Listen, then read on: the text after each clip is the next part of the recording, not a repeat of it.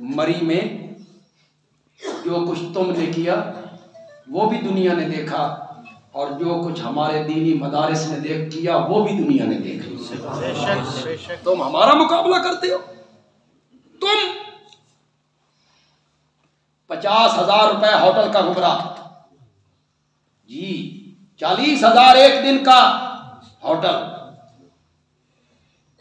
500 रुपए का अंडा, 800 रुपए का कप चाय का, 300 रुपए गाड़ी को धक्का लगाने का।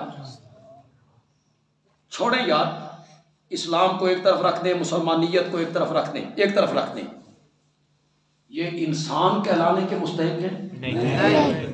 छोड़ दें, इंसान कहलाने के मुस्तहिक हैं ये? कि हम इंसान हैं? छोटे छोटे मासूम बच्चे गाड़ियों में बिलक रहे हैं, छोटी छोटी मासूम बच्चियां ठिठर रही हैं।